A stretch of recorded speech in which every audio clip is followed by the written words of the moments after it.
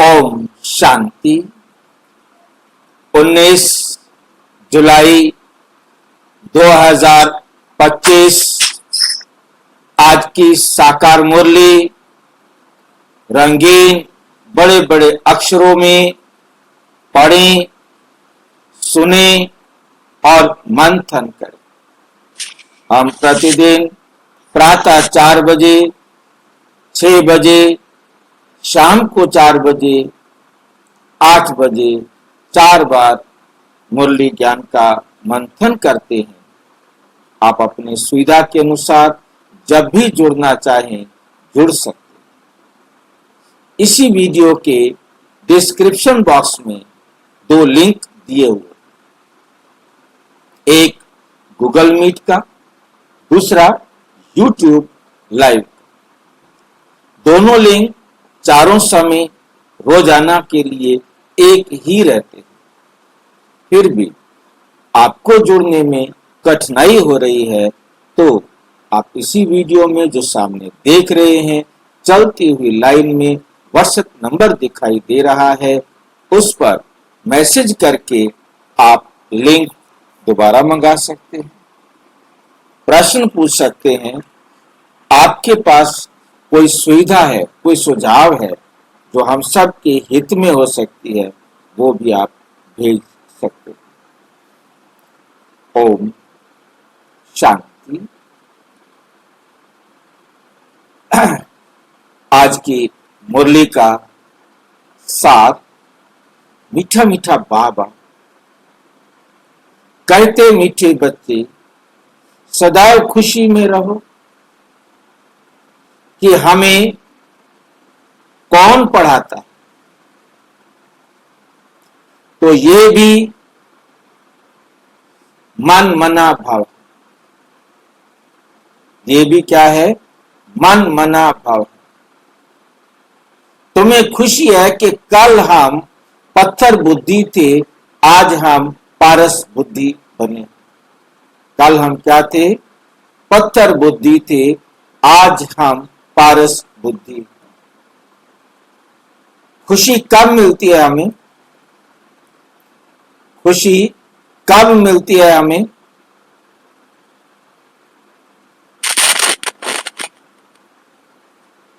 कभी नोट किया इस बात को कि हमें खुशी कब मिलती है? प्राप्ति होती है जब खुशी मिलती है। जब प्राप्ति होती है तब खुशी मिलती है। जब तक प्राप्ति नहीं तब तक खुशी भी नहीं।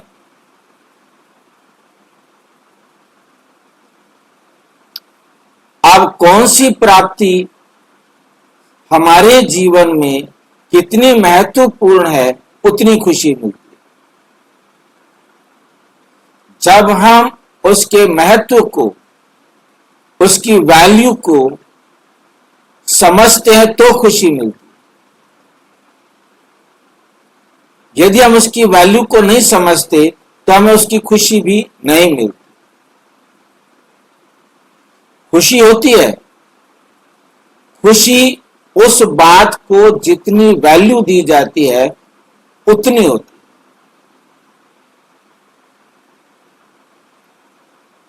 है। एक गरीब पर राजा को दया आई, उसने राजा की हेल्प की थी। राजा ने उसे अपने चंदन के जंगल का एक हिस्सा उसको दिया कि इसका तुम मालिक हो। खुश हुआ कि इतना बड़ा जंगल मुझे मिल गया है। उसने उसको काट काट कर जलाने की लकड़ी के रूप में बेचता रहा।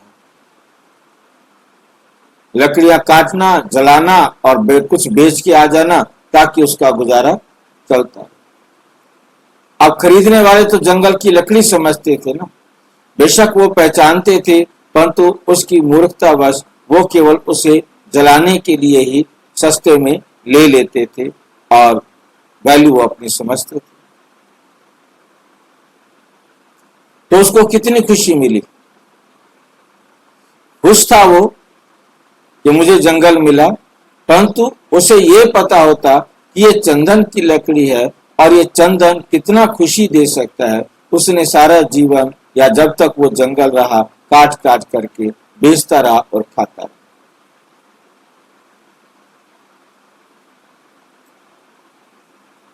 इसी प्रकार से हम भी अपने इस संसार में आए आकर के जीवन को काट रहे हैं। मैक्सिमम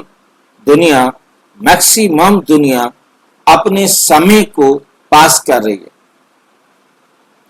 ठीक है, सवेरे उठे, खाया पिया, घुमा फिरा, इधर बैठे इधर की और उधर की, शाम को फिर सो गए, अगले दिन गए। पशु वाला जीवन एकदम चल रहा। खुशी तब मिले ज्यादा जब उसकी वैल्यू को हमें मालूम है। इसलिए बाबा कहते मेरी एक एक बात लाख टके की एक बात।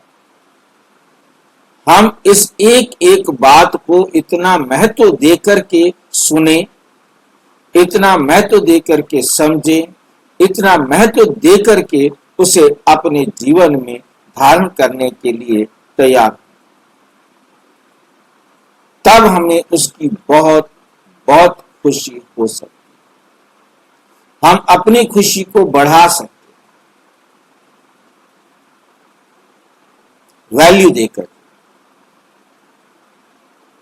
जैसे उसमें राजा ने उस बात को वैल्यू दिया, पहले सोचो फिर करो, और उसका जीवन भी बचा। इसी प्रकार हम भी अपने जीवन को श्रेष्ठ बना सकते हैं कि हमें पढ़ाता कौन है, ये पहली बात वैल्यू देनी है। वो टीचर जिससे ऊपर कोई टीचर नहीं, जिसने कभी किसी से पढ़ा ही नहीं, जिससे ऊपर कोई टीचर नहीं, जो किसी टीचर से पढ़ा नहीं, वो हमें पढ़ाता है। ये बात बैठकर मन मना भाव करें, ये भी मन मना भाव है। यदि ये बात हम अपने आप को समझा रहे हैं तो ये भी हम मन मना भाव कर रहे हैं। तुम्हें खुशी है कि कल हम पत्थर बुद्धि थे, अब हम ऐसे सुप्रीम टीचर के पास आ गए हैं जो हमको पारस बुद्धि बना रहा।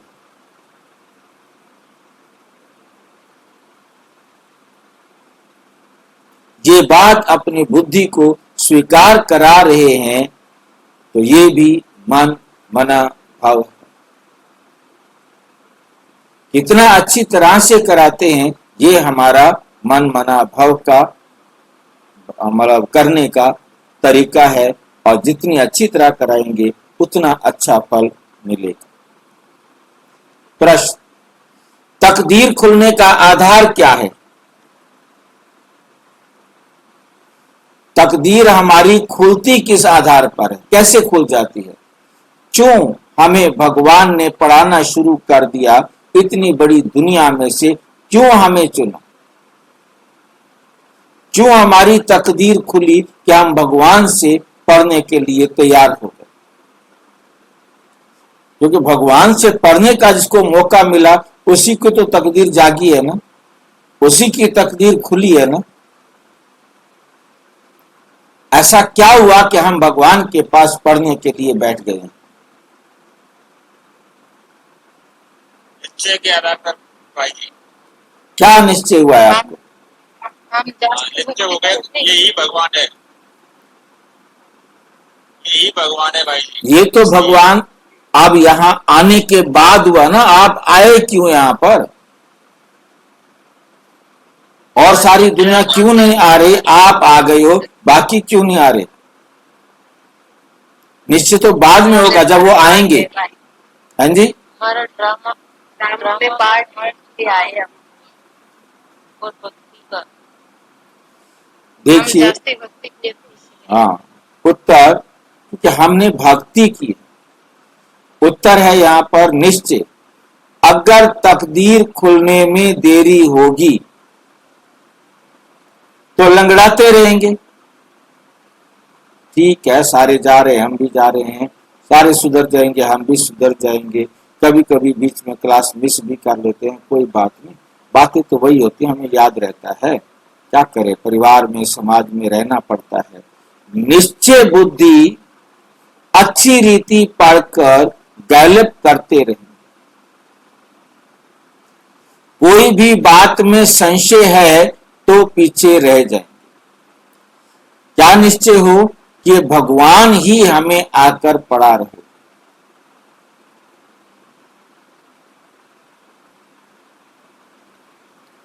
जो निश्चय बुद्धिमान अपनी बुद्धि को बाप तक दौड़ाते हैं। बाप तक दौड़ाने का मतलब क्या होता है? बाप कहीं बैठा है, हम वहां तक दौड़ के जाएं? बाप की अवस्था तक पहुंचने का पुरुषार्थ करते हैं, क्योंकि हमें बाप समान बनना है। हमने बाकी कोई दौड़ करके उसके पास नहीं जाना है, कहीं वो बैठा नहीं है कोई कुर्सी डाल करके हम दौड़ कर जाएं, या खड़ा हो इंतजार कर रहा हो कि वो सीटी बज गई है, अब वो बच्चे मेरे पास आएंगे। दौड़ने का मतलब है कि हमने भी उसकी अवस्था को प्राप्त करना। जैसे वो एकदम निश्चिंत है, जरा भी हलचल में नहीं आता, कितनी बड़ी बाढ़ आ जाए, कितना बड़ा तूफान आ जाए, घर के घर बर्बाद हो जाए, शहर के शहर बर्बाद हो जाए, आग के अंदर सारी दुनिया झुलस रही हो, बाबा को कोई फर्क नहीं पड़ता कि रोक दे बच्चे, इस कल्प में रुक जा, इस कल्प में ये मत कर, बिल्कुल नहीं।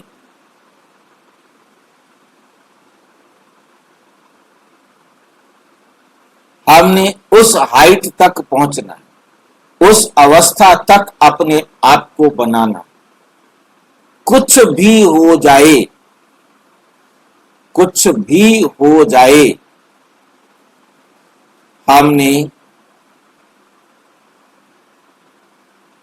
बाप तक जितना दौड़ना कहा है, जितना जल्दी हो सकता है उतना जल्दी बाप समान बन जाए। ये दौड़ है। अपनी बुद्धि को, हमने शरीर को नहीं दौड़ाना, क्योंकि हम शरीर है ही नहीं, हम तो आत्मा है, और आत्मा की बुद्धि को दौड़ाते। और जो बुद्धि को दौड़ाते हैं, बुद्धि में सुधार लाते हैं, मन मना भाव ज्यादा करते हैं, अच्छी तरह से करते हैं, तो सतो प्रधान बन जाते, तब तकदीर खुलती। तकदीर खुलने का आधार है हर एक आत्मा का अपना पुरुषार्थ। पुरुषार्थ का आधार है निश्चय, और निश्चय का आधार जो परमानेंट है वो है हमारे पूरे कल्प में परमात्मा से प्राप्त करने का, क्या कहते हैं, इच्छा कहो, भक्ति कहो, चाहत कहो, भगवान से मिलने की। कि कितनी हमारी ऊंची चाहत रही जिसके आधार पर हमें परमात्मा आकर मिले, हमारी भक्ति का फल देने के लिए। क्योंकि आधार तो हर एक के साथ लिंक जुड़ा हुआ है। यदि भक्ति ज्यादा नहीं की है तो बाबा से नहीं मिलेंगे, अब बाबा से मिलेंगे तो निश्चय होगा। निश्चय होगा, जितना अच्छा निश्चय होगा उतना अच्छी तरह दौड़ेंगे और उतना जल्दी हम सतो प्रधान बनेंगे। ओम शांति। स्टूडेंट सब स्कूल में पढ़ते हैं तो उनको ये मालूम रहता है कि हमको पढ़कर क्या बनने का है। मीठे मीठे रूहानी बच्चों की बुद्धि में आना चाहिए कि हम सतयुग पारसपुरी के मालिक बनते हैं, इस देह के संबंध आदि सब छोड़ दें। अब हमको पारसपुरी का मालिक पारसनाथ बनना है। सारा दिन ये खुशी रहनी चाहिए। समझते हो पारसपुरी किसको कहा जाता है। वहां मकान आदि सब सोने चांदी के होते, यहाँ तो पत्थरों ईंटों के मकान हैं। अब फिर तुम पत्थर बुद्धि से पारस बुद्धि बनते। पत्थर बुद्धि को पारस बुद्धि जब पारसनाथ बनाने वाला बाप आया तब बनाएगा। तुम यहाँ बैठे हो, जानते हो हमारा स्कूल ऊंचते ऊंच है, इससे बड़ा स्कूल कोई होता नहीं। इस स्कूल से तुम करोड़ पदम भाग्यशाली विश्व के मालिक बनते हो। तो तुम बच्चों को कितनी खुशी रहनी चाहिए। इस पत्थरपुरी से पारसपुरी में जाने का ये पुरुषोत्तम संगम युग है। कल पत्थर बुद्धि थे, आज पारस बुद्धि बन रहे हैं। ये बात सदैव बुद्धि में रहे तो भी मन मना भाव ही है। स्कूल में टीचर आते हैं पढ़ाने के लिए, स्टूडेंट को दिल में रहता है अभी टीचर आया कि आया। तुम बच्चे भी समझते हो हमारा टीचर तो स्वयं भगवान है, वे हमको स्वर्ग का मालिक बनाते हैं तो जरूर संगम पर आएंगे। अभी तुम जानते हो मनुष्य पुकारते रहते हैं और वह यहाँ आ गए। अब तक सारी दुनिया पुकार रही है, इंतजार कर रही है कब कल की अवतार होगा, कब कल की अवतार होगा। जो भारत के बाकी भारत में रहने वाले हैं, जो सनातन धर्म को मानने वाले हैं, वो वेट कर रहे हैं कि अब कलयुग का अंतिम समय आ गया है, अब कल की अवतार होना चाहिए। और बाबा ने बड़ा वंडरफुल तरीके से समझाया है कि मैं ही कल की अवतार। मुरली में मैंने इस पर वीडियो बनाया था, एक मुरली में आया था कि मैं ही कल की अवतार हूं। मैंने वो मुरली पढ़ी और तुरंत वीडियो बनाया था कि कल की अवतार हो चुका है। भाई जी, कल की अवतार में काल के अवतार है ना? काल की बोलते हैं, कल की बोलते हैं, भाषा कुछ भी हो, बोलने का तरीका कुछ भी हो, ये समझा जाता है। जो हमारे शास्त्रों में उसका चित्र बनाया गया, वो चित्र बनाया गया कि घोड़े पर तलवार लिए हुए एक आता है और कलयुग के अंत में उसे कल की अवतार कहा जाता है। कहाँ पैदा होता है ये पता नहीं, परंतु उसके लिए संभल में, मतलब शास्त्रों में जो जिक्र है वो संभल का जिक्र है, जहाँ मुस्लिम का झगड़ा चल रहा है, जहाँ अपने कांग्रेसी एक बाबा बने हुए हैं, उन्होंने कल की अवतार कल की का मंदिर बनाया, जिसको प्रधानमंत्री ने जाके उद्घाटन भी किया। और प्रधानमंत्री को उस समय समझाया गया कि यह अवतार होने वाला है और ये संभल में होगा, उसके लिए हम ये मंदिर बना रहे हैं। मंदिर पहले बन रहा है, वो बाद में अवतार लेगा। काल में समय, इसका समय से उससे कोई मतलब नहीं है। कल की अवतार उन्होंने लिखा कि जब पाप अति पर आ जाएंगे, क्योंकि भगवान हर युग में अवतार लेता है। उनकी समझ में तो ये आता है ना, हर युग में भगवान अवतार लेता है। कल युग में जब पाप और भ्रष्टाचार अति पर बढ़ जाएगा, तो जैसे त्रेता में राम ने अवतार लिया, द्वापर में कृष्ण ने अवतार लिया, सतयुग में विष्णु ने अवतार लिया, और समय समय पर पाप आए तो भगवान ने अवतार लिए। कोई 10 अवतार कहता है, कोई 24 अवतार कहता है, और कोई कहता है गिनती नहीं कर सकते। परमात्मा तो कभी भी जहाँ दुख आए वहां अवतार लेकर के वहां की आत्माओं को दुखों से मुक्त करते। तो परमात्मा बहुत अवतार लेता है, नरसिंह अवतार है, वह क्या बोलते हैं कूर्म अवतार है, दुनिया भर के अवतार है, मत्स्य अवतार है, मतलब अवतारों की गिनती नहीं कर सकते। तो उनका बहुत सारे अवतारों की कहानियां वर्णन की है और ऐसी ऐसी कहानियां वर्णन कर रखी हैं जिनकी हम सुने। मतलब कहने का मतलब वो एक अवतार है, जैसे कछुए का अवतार है ऐसे ही कल्कि का भी अवतार है और वो कलयुग के अंत में होना है। और बाबा कहते मैं हूं, मुरली में बाबा ने कहा मेरा है, मैं हूं कल्कि अवतार।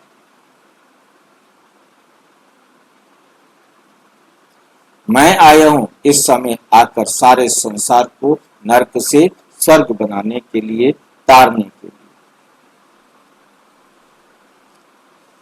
और वे यहाँ आ गए हैं, हमारे पास आ गए हैं।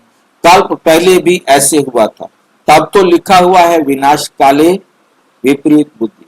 मतलब हर कल्प होता है, हर कल्प परमात्मा आकर हम सबको पढ़ाते हैं, इसलिए क्या लिखा हुआ है विनाश काले विपरीत बुद्धि, क्योंकि वे है पत्थर बुद्धि, तुम्हारी है विनाश काले प्रीत बुद्धि, तुम पारस बुद्धि बन रहे हो। तो ऐसी कोई युक्ति निकालनी चाहिए जो मनुष्य जल्दी समझे। यहां भी बहुतों को ले आते हैं तो भी कहते हैं शिव बाबा ब्रह्मा तन में कैसे पढ़ाते होंगे, कैसे आते होंगे, कुछ भी समझते नहीं। इतने सब सेंटर्स पर आते हैं, निश्चय बुद्धि है ना, सब कहते हैं शिव भगवानोवाद, शिव है सभी का बाप। श्री कृष्ण को थोड़े ही सबका बाप कहेंगे, इसमें मूंझने की तो बात ही नहीं, परंतु तकदीर देरी से खुलने की है तो फिर लंगड़ाते रहते हैं। कम पढ़ने वाले को कहा जाता है ये लंगड़ाते। कम पढ़ने वाले कभी आ गए कभी नहीं आए, कभी सवेरे अमृत वेले योग किया कभी नहीं किया, कभी अपने को बाबा की श्रीमत पर चलाया कभी नहीं चलाया। मतलब ऐसे लंगड़ाते लंगड़ाते धीरे धीरे चल रहे हैं, सुधर जाएंगे, चिंता मत करो। बाबा ने कहा है अंत में सबने सुधरना, अंत सबका एक साथ होना। कभी जल्दी क्या है, अपने आप को मौज कर ले, खा पी ले। निश्चय बुद्धि अच्छी रीति पढ़ने वाले आगे आएंगे, आगे गैलप करते रहेंगे। कितना सिंपल समझाया जाता है, जैसे बच्चे दौड़ी लगाकर निशान तक जाकर फिर लौट आते हैं। उनको कहा जाता है जाओ वहां हाथ लगा कर के आना है, जो पहले आएगा उसको इनाम मिलेगा। तो यहां भी क्या है, हमने परम धाम तक दौड़ना है, परम धाम जाकर हाथ लगाकर आना है। अब परम धाम तो सारे एक साथ जाएंगे, फिर किसको हाथ लगाकर आना है?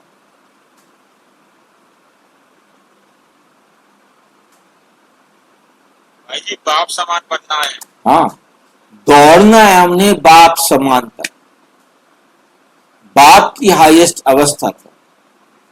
बाप की जितनी हाईएस्ट अवस्था तक हम उस लास्ट सेकंड तक पहुंचेंगे, वही हमारा नंबर हो जाएगा, वही हमारी मैरिट होगी कि हम कितना बाप समान करें। बाप भी कहते हैं बुद्धि को जल्दी शिव बाबा पास दौड़ाएंगे तो सतो प्रधान बन जाएंगे। यहां समझते हैं, यहां समझते भी अच्छा है, तीर लगता है फिर भी बाहर जाने से खलास हो जाते, फिर भी बाहर जाने से खलास हो जाते। बाबा ज्ञान इंजेक्शन लगाते हैं तो उसका नशा चढ़ना चाहिए ना, लेकिन चढ़ता ही नहीं, लेकिन चढ़ता ही नहीं है। जहां ज्ञान अमृत का प्याला पीते हैं तो असर होता है, बाहर जाने से ही भूल जाते हैं, बाहर जाने से ही भूल जाते हैं।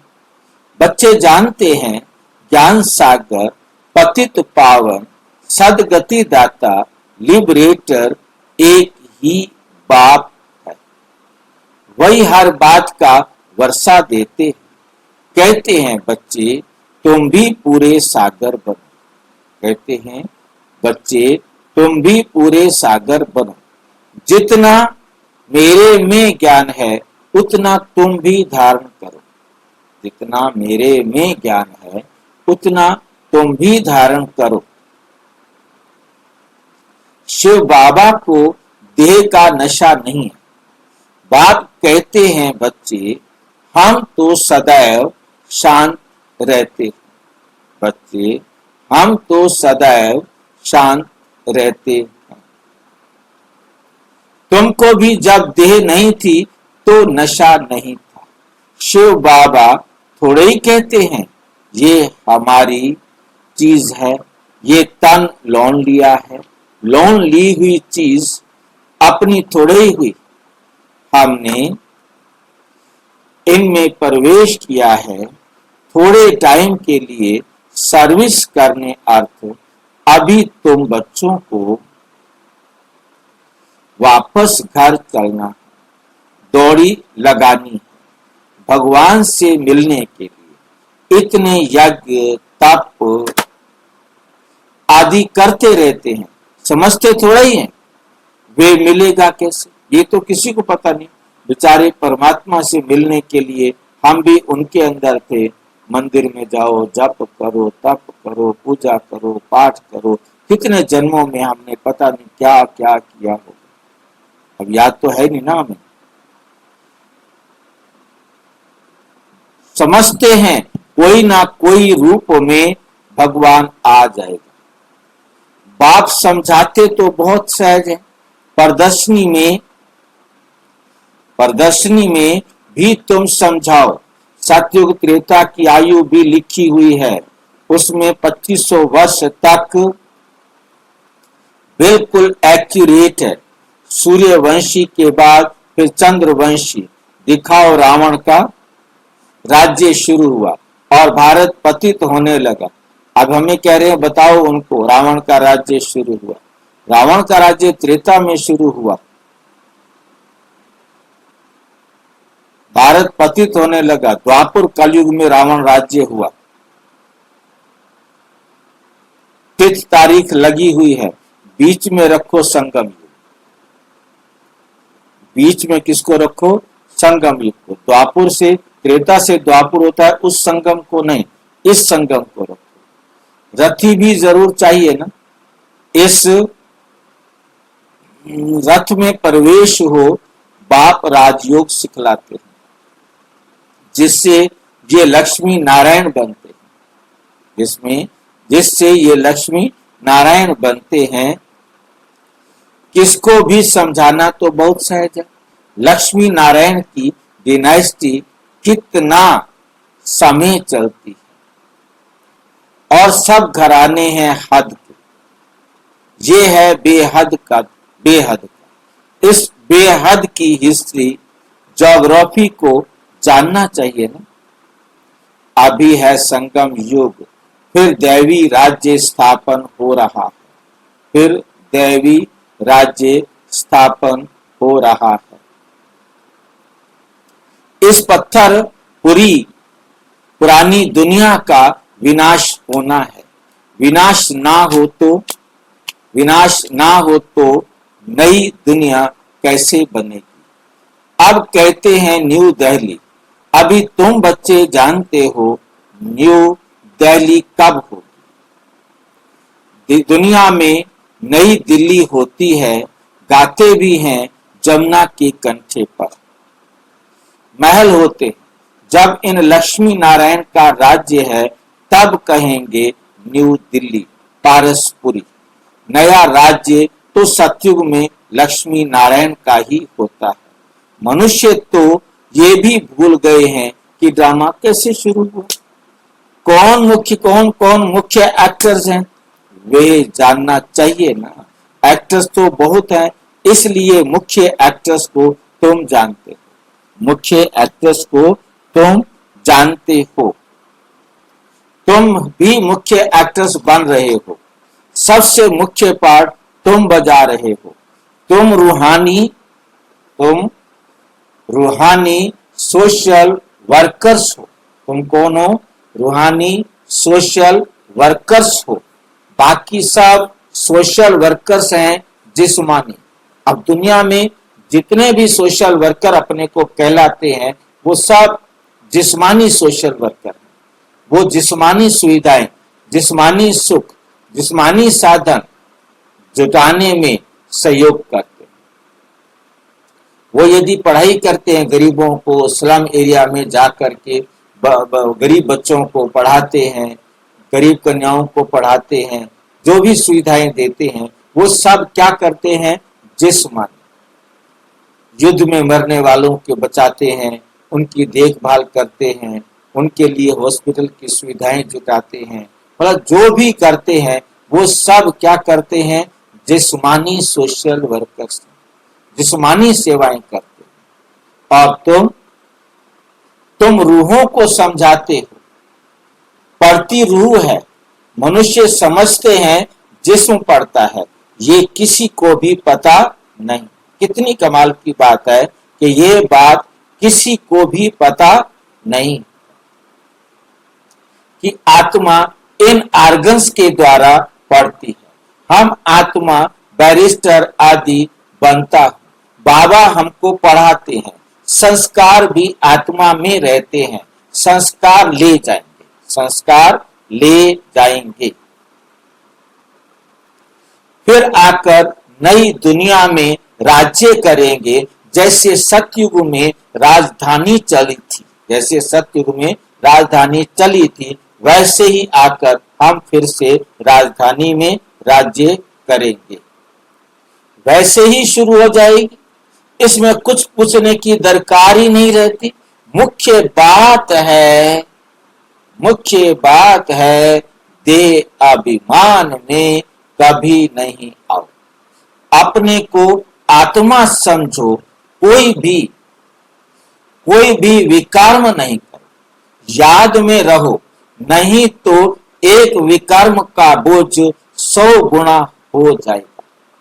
याद में नहीं रहेंगे। याद में रहने का मतलब बाबा की श्रीमत पर चलते रहो, नहीं तो एक भी विकर्म हुआ उसका बोझ 100 गुना हो जाएगा।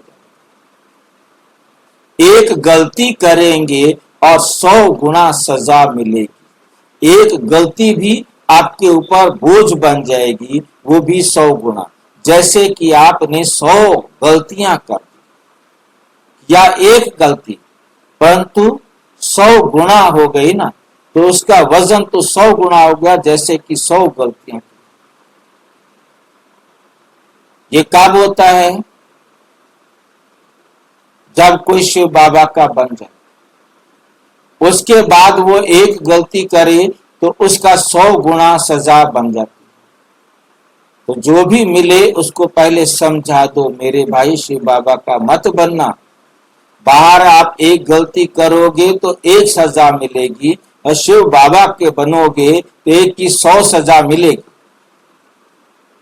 इसलिए अच्छा है कि तुम बाहर रहो, शिव बाबा के चक्कर में नहीं पड़ना। हम तो पड़ गए हैं, हम तो फंस गए हैं, हमारे पास कोई इलाज नहीं निकलने का। हम एक गलती करें 100 गुना, 1000 गुना, लाख गुना सजा देता है।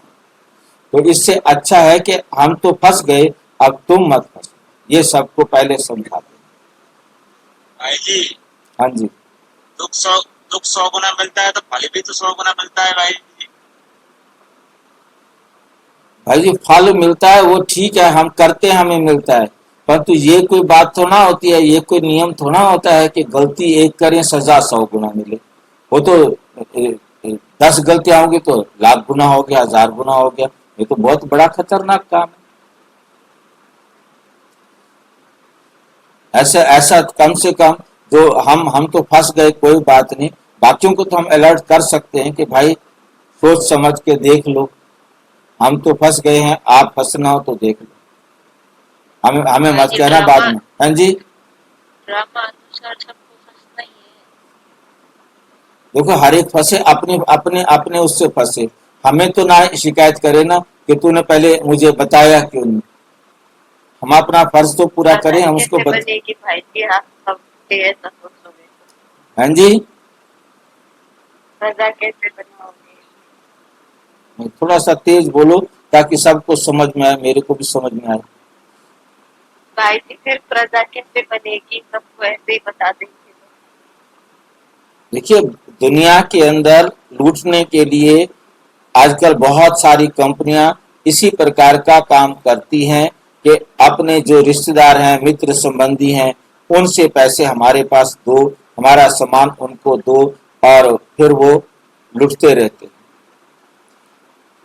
और जिसमें उनको लालच देते हैं कि तुम्हारा फायदा है, जितना ज्यादा लोगों को बेचोगे सामान उतना आपको कमीशन ज्यादा मिलेगा। वो अपने कमीशन के चक्कर में अपने परिवार के लोगों को, मित्र संबंधियों को, परिचितों को उस कंपनी के चक्कर में फंसा देते। अब हम अपने कमीशन के लालच में उनको फंसा देंगे। सोच लो, बाकी आपकी मर्जी है। जो मेरे को लगा वो मैंने आपको बता दिया। सबको अलर्ट कर दो भाई, सोच समझ करके आओ, आंखें खोल करके आओ। म्यूचुअल फंड के लिए भी छोटा सा बीच में दे देते हैं, इसके अंदर सोच समझ करके एक दस्तावेज पर हस्ताक्षर करें, वरना उन्होंने ऐसे ऐसे दस्तावेज बना के रखे हैं, उनको अपना फायदा है, बाकी दुनिया मरो कुछ भी हो। म्यूचुअल फंड में पैसे लगाओ, फायदा पाओ, दिखाते इतना इतना है, और उसके बाद नीचे एक छोटी सी लाइन लिख देते हैं जो समझ में ना आए। क्रेडिट कार्ड वाले ऐसे छोटी सी लाइन लिख देते हैं जो समझ में ना आए। ये जितनी भी पॉलिसीज चल रही हैं, मेडिक्लेम की या LIC की, इंश्योरेंस की, इन सब में छोटी लाइनों में और इतना बड़ा लंबा चौड़ा 30-40 पेज का बना के रखते हैं, और कौन पढ़े उनको, कितना पढ़े।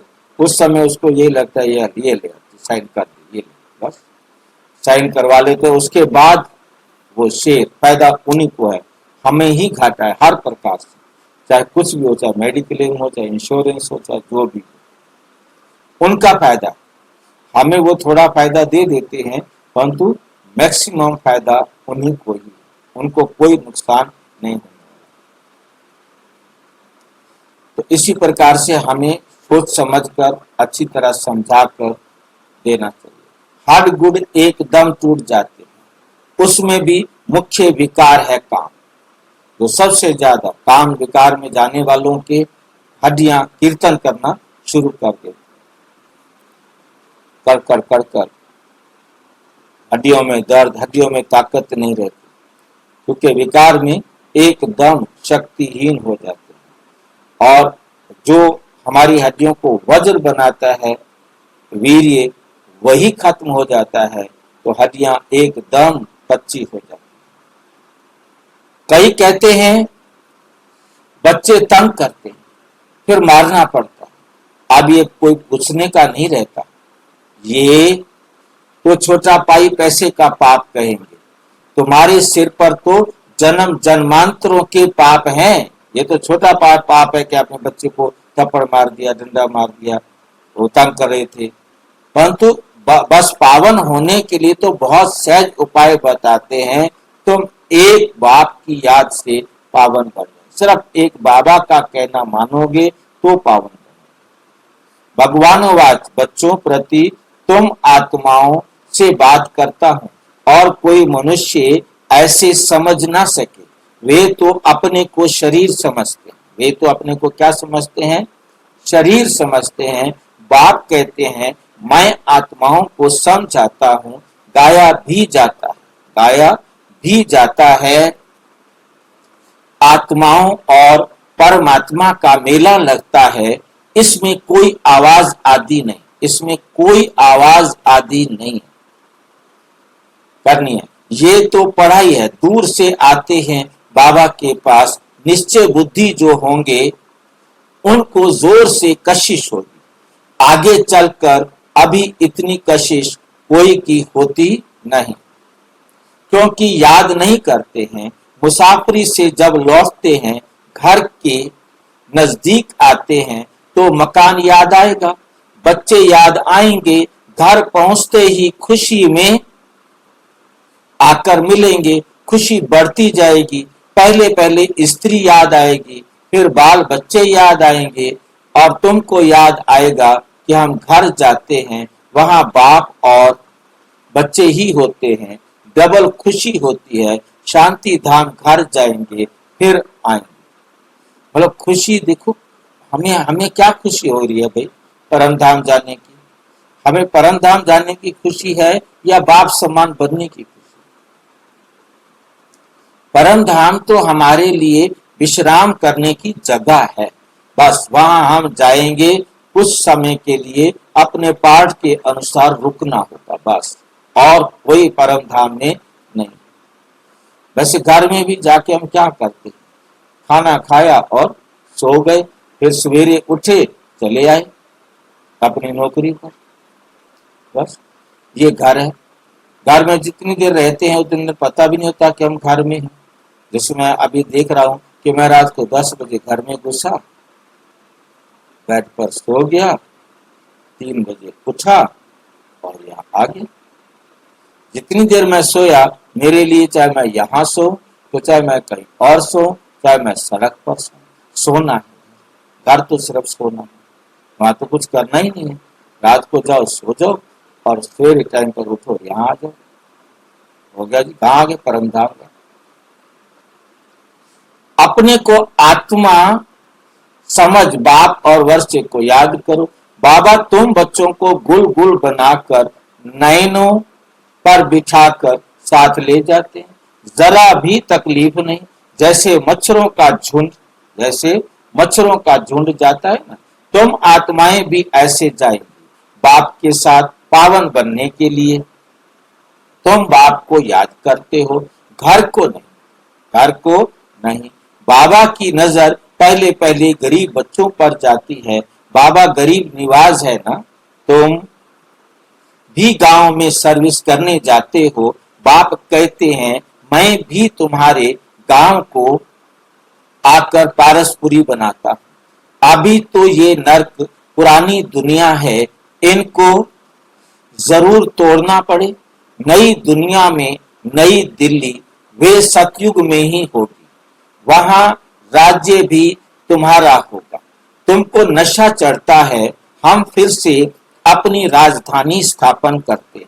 हम फिर से अपनी राजधानी स्थापन करेंगे जैसे कल्प पहले की थी। ये थोड़े ही कहेंगे कि हम ऐसे ऐसे मकान बनाएंगे, नहीं, तुम जाएंगे वहां तो ऑटोमेटिक तुम वह बनने लग पड़े। तुम वहां जाएंगे, ऑटोमेटिक तुम्हारे लिए मकान बनाने लग पड़ेंगे। क्योंकि बच्चा आएगा उससे पहले माँ बाप को चिंता होती है कि हम उसके लिए मकान बना दें, क्योंकि वह आत्मा में पार्ट भरा हुआ है।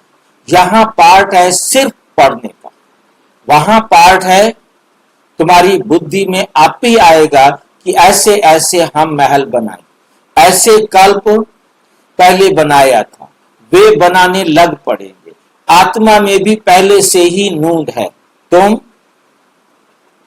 वही महल बनाएंगे जिन महलों में तुम कल्प कल्प रहते हो। इन बातों को नया कोई समझ ना सके। तुम समझते हो, हम आते हैं नई नई पॉइंट्स सुन रिफ्रेश होकर जाते हैं, नई नई पॉइंट्स निकलती हैं। वे भी ड्रामा में नूंद हैं। बाबा कहते हैं बच्चे, मैं इस बैल पर रथ पर सदैव सवारी करूं, इसमें मुझे सुख नहीं भासता। मैं तो तुम बच्चों को पढ़ाने आता हूं, ऐसे नहीं बैल पर सवारी कर बैठे ही हैं। रात दिन बैल पर सवारी होती है क्या? उनका तो सेकंड में आना और जाना होता है, सदैव बैठने का कायदा नहीं। बाबा कितना दूर से आते हैं पढ़ाने के लिए। घर तो उनका वो है ना, परम धाम, परम अवस्था। सारा दिन शरीर में थोड़े ही बैठेगा, उनको सुख ही नहीं आएगा। जैसे पिंजड़े में तोता फंस जाता है, मैं तो ये लोन लेता हूं, मैं इस पिंजड़े में बैठ जाऊं, फंस जाऊं तो मैं तो इस पिंजड़े में फंस जाऊंगा। मैं तो ये लोन लेता हूं, आया पाठ बजाया और गया तुमको समझाने के लिए। तुम कहेंगे ज्ञान का सागर बाबा आते हैं हमको पढ़ाने के लिए। खुशी में रोमांच खड़े हो जाने चाहिए, वे खुशी फिर कम थोड़े ही होनी चाहिए। ये धनी तो स्थायी बैठे हैं, एक बैल पर दो की सवारी सदैव होगी क्या? एक बैल पर दो की सवारी सदैव होगी क्या? बैल कौन है और दो सवारियां कौन है? भाई जी ब्रह्मा बाबा बैल है। ब्रह्मा बाबा बैल नहीं है ना, ब्रह्मा बाबा की आत्मा तो उसमें सवार है ना, वो भी तो रथी है ना। गुलजार दादी बैल है बाबा। हाँ जी, गुलजार दादी बैल।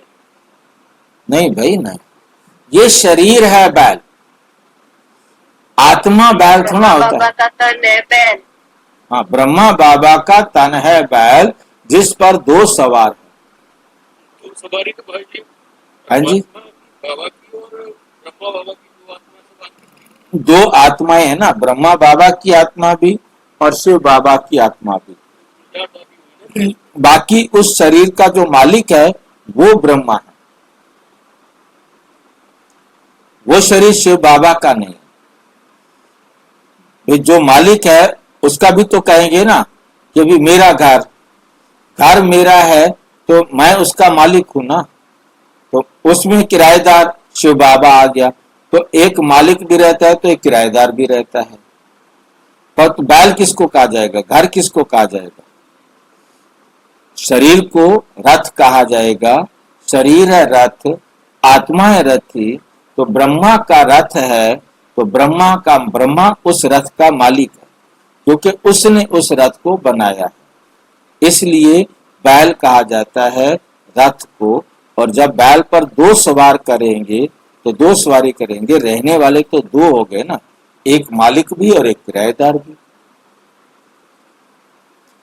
तो इसलिए आत्मा को बैल नहीं कहा जाएगा, शरीर को बैल कहा जाएगा। एक बैल पर दो की सवारी सदैव होगी क्या? शिव बाबा रहता है अपने धाम में, यहां आते हैं, आने में देरी थोड़ी ही लगती है। रॉकेट देखो कितना तीखे होते हैं, आवाज से भी तीखे। मतलब मनुष्यों ने, आप उस समय तो बाबा ने कह दिया, अब तो आवाज से भी तीखे, हमारे संकल्प की स्पीड के हिसाब से, मतलब इतने तीखे हैं कि उसे चकमा देने के लिए, जैसे समझ सकते हैं कि ये रॉकेट ही थे जो भेजे गए थे।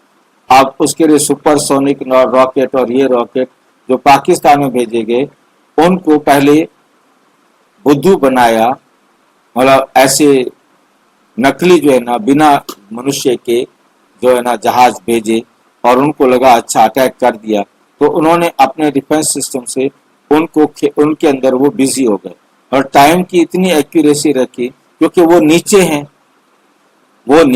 वो उनको जल्दी दिखाई दे रहे हैं, तो उन पर अटैक करना शुरू कर दिया। और ऊपर से इसी बीच में वो बिजी हो गए उनको खत्म करने में, और ये इतने में ऊपर से ही वो गए और अपना काम कर दिया 20 मिनट के अंदर या 24 मिनट के अंदर या 21 मिनट के अंदर। तो मतलब कहने का यह है कि वो इतने फास्ट थे कि वो उनके राडार में आए होंगे, परंतु वो इतनी ऊंचाई से गए कि वो उधर सोच भी नहीं सके। ये नहीं कि राडार में उनके दिखाई नहीं दिए होंगे, दिखाई तो दिए होंगे, परंतु जब तक उनको समझ में आए वो तब तक अपना काम कर चुके। ये जो धीरे वाले थे इनको धीरे धीरे भेजा, स्लो स्पीड से भेजा, और उनको समझ में आ गया अच्छा वहां से आ रहा है, आने दो, और उन्होंने अपना भी चलाया। वो खिलौनों को खत्म करने में बिजी हो गए और इसी बीच में ये सारा काम कर दिया। फास्ट मतलब बहुत तेज स्पीड से जाते हैं, तब तक उनको समझ में आता, तब तक तो काम हो गया। आवाज से भी तीखी। आत्मा भी बहुत छोटा रॉकेट है, आत्मा भागती है। भागती कैसे है, कैसे भागती उसको बता रहे हैं। यहां से झट लंदन गई, यहां से झट गई लंदन, 1 सेकंड में जीवन मुक्ति गाई है। बाबा खुद भी रॉकेट है, कहते हैं मैं तुमको पढ़ाने के लिए आता हूं, फिर जाता हूं अपने घर। इस समय बहुत बिजी रहता हूं, दिव्य दृष्टि दाता हूं, तो भक्तों को भी राजी करना होता है। भक्तों को भी क्या करना होता है? राजी करना होता है। तुमको पढ़ाता हूं, भक्तों की दिल होती है साक्षात्कार हो, या कुछ ना कुछ भीख मांगते हैं। सबसे जास्ती भीख जगत अम्बा से मांगते हैं। तुम जगत अम्बा हो, तुम विश्व की बादशाही की भीख देती हो। गरीबों को भीख मिलती है ना, हम भी गरीब हैं तो शिव बाबा स्वर्ग की बादशाही भीख में देते हैं। भीख कुछ और नहीं, सिर्फ कहते हैं बाप को याद करो तो विकर्म विनाश होंगे, शांति धाम में चले जाएंगे। मुझे याद करो तो मैं गारंटी करता हूं तुम्हारी आयु भी बड़ी हो जाएगी। सतयुग में मृत्यु का नाम नहीं होता, वह है अमर लोक, वहां मृत्यु का नाम नहीं होता है। सिर्फ एक खाल छोड़ दूसरी लेते हैं, इसको कहा इसको मृत्यु कहेंगे क्या? एक खाल छोड़ी, एक शरीर छोड़ा और दूसरा शरीर ले लिया, वो है अमरपुरी। साक्षात्कार होता है, हमको बच्चा बनना है, खुशी की बात है। बाबा की दिल होती है अब जाकर बच्चा बनो। जानते हैं गोल्डन स्पून इन माउथ होगा, एक ही सिक्की लधा बाप का बच्चा हूं, बाप ने एडॉप्ट किया है, मैं सिक्की लधा बच्चा हूं। तो बाबा कितना प्यार करते हैं, एकदम प्रवेश कर लेते हैं। ये भी खेल है ना, खेल में हमेशा खुशी होती है। ये भी जानते हैं जरूर बहुत भाग्यशाली रथ होगा, जिसके लिए गायन है ज्ञान सागर, इनमें प्रवेश कर तुमको ज्ञान देते हैं। तुम बच्चों के लिए एक ही खुशी बहुत है, भगवान आकर पढ़ाते हैं। भगवान स्वर्ग की राजाई स्थापन करते हैं, हम उनके बच्चे हैं, तो फिर हम नर्क में क्यों? ये किसी को भी पता नहीं, बुद्धि में आता नहीं। तुम तो भाग्यशाली हो जो विश्व का मालिक बनने के लिए पढ़ते हो। ऐसी पढ़ाई पर कितना अटेंशन देना चाहिए। अच्छा, मीठे मीठे सिक्की लधे बच्चों प्रति माता पिता बाप दादा का याद प्यार और गुड मॉर्निंग। रूहानी बाप की रूहानी बच्चों को नमस्ते। हम रूहानी बच्चों की रूहानी बाप दादा को नमस्ते नमस्ते नमस्ते। धारणा के लिए मुख्य सार नंबर 1, इसी डबल खुशी में रहना है कि अब मुसाफरी पूरी हुई, ये खुशी रहे। पहले हम अपने घर जाएंगे शांति धाम में, फिर अपनी राजधानी में आएंगे। सिर पर जो जन्म जन्मांतर के पापों का बोझा है उसे भस्म करना है। देह अभिमान में आकर कोई भी विकर्म नहीं करना, कोई भी पाप कर्म नहीं करना, कोई गलती नहीं करनी जो बाबा की श्रीमत से अलग चले जाए। वरदान, श्रेष्ठ संकल्पों के सहयोग द्वारा सर्व में शक्ति भरने वाले शक्तिशाली आत्मा भाव। सदा शक्तिशाली भाव का वरदान प्राप्त कर सर्व आत्माओं के संकल्पों द्वारा बल भरने की सेवा करो। जैसे आजकल सूर्य की शक्ति जमा करके कोई कार्य सफल करते हैं, ऐसे श्रेष्ठ संकल्पों की शक्ति इतनी जमा हो जो औरों के संकल्पों में बल भर दो। यह संकल्प इंजेक्शन का काम करते हैं, इससे अंदर वृत्ति में शक्ति आ जाती है।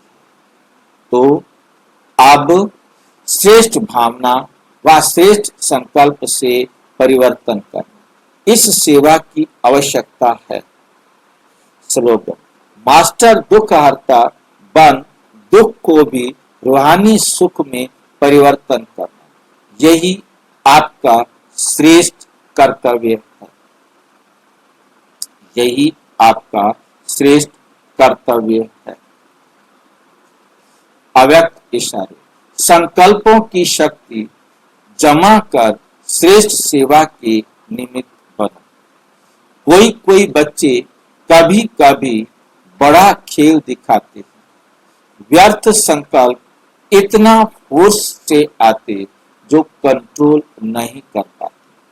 फिर उस समय कहते क्या करें, हो गया ना, रोक नहीं सकते, जो आया वो कर लिया।